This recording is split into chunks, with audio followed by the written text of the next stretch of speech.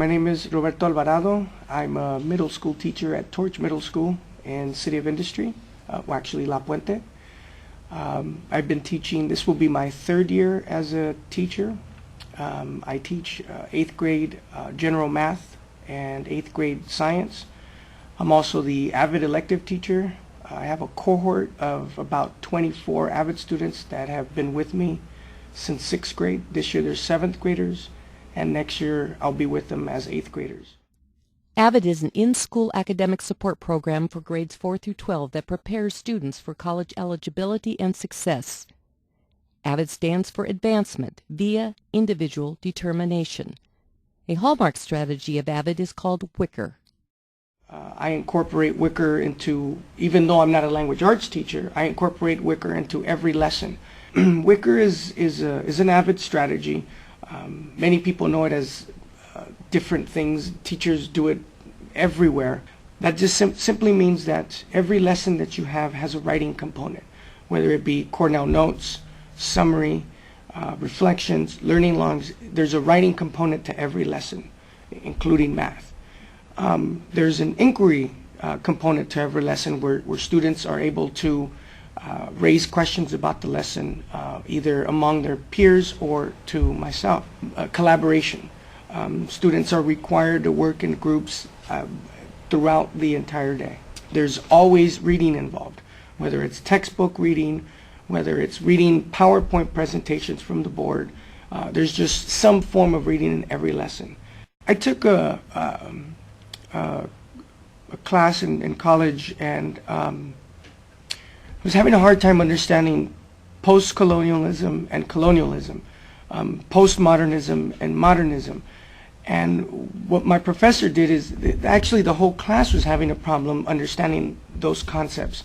And what he did is he went back and put a PowerPoint together, and he used this jigsaw puzzle to explain colonialism and modernism, and then he dropped a piece into the jigsaw puzzle, and that was post-colonialism or postmodernism, and then the lines faded out, and it just became postmodernism and post-colonialism, and I got it.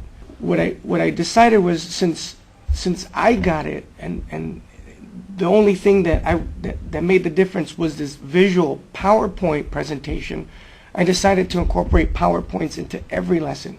Is it time consuming? It's extremely time consuming. But once you develop a lesson, you have it for life, and all you have to do is make mild adjustments for every class every year. First of all, what do you have to do right now? Find the slope. Find the slope. Okay? Let's see what's given first. What did they give us? -4. They gave us -4 and okay. Anything else? They give us anything else? What do we have to find? Negative slope. It's a negative slope. How do we know it's a negative slope? Well, okay. Well, what if I'm coming from over here? If I'm coming this way, it's going up, so it's positive. Exactly. You start on the negative, you come down if the line's going down. But what key word tells you that it's going to have a negative slope? Descent.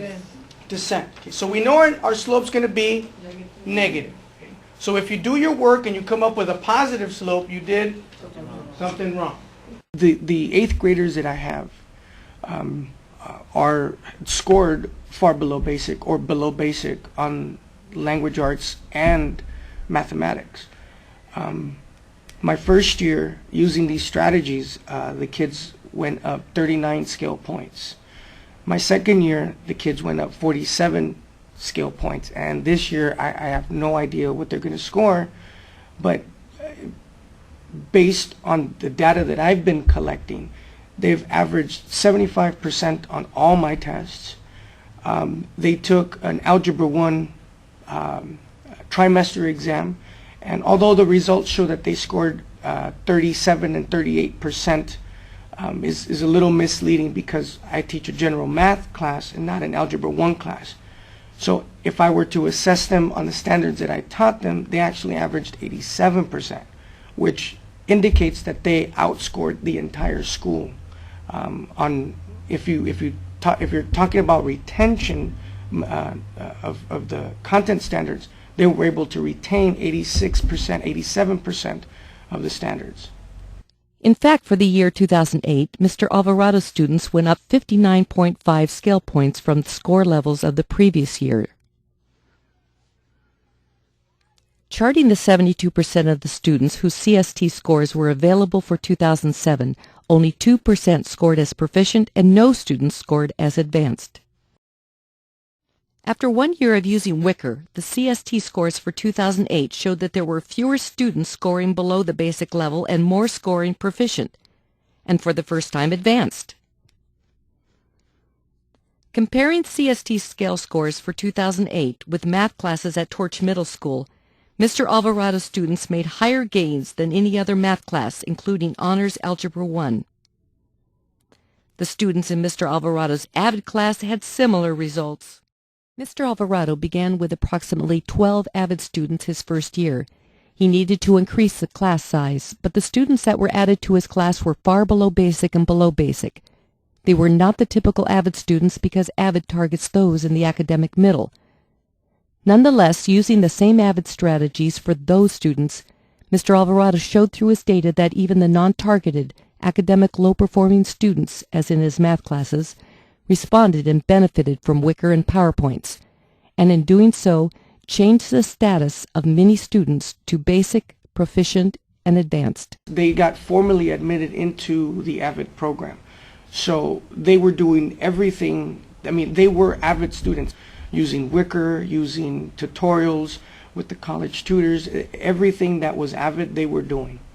And sure enough, at the end of the year, those 14 students, well, the entire 6th grade AVID class outscored the 6th grade as a whole, increasing about 13 scale points higher than the average 6th grader.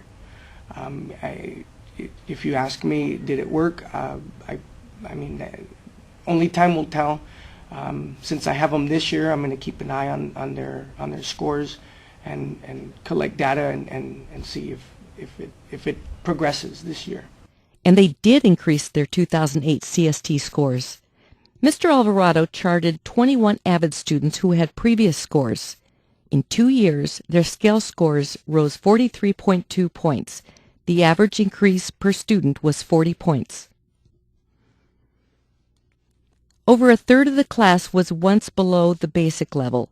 At the end of 2008, all were basic, proficient, and advanced. The main thing is get rid of your preconceptions of these kids.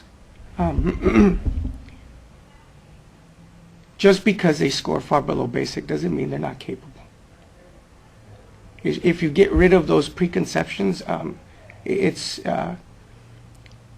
the kids will perform. You raise the level, it's cliche. You raise the level of expectations and the kids will rise. It's cliche. You raise the level of expectations, you better be able to provide all the support you can for those kids.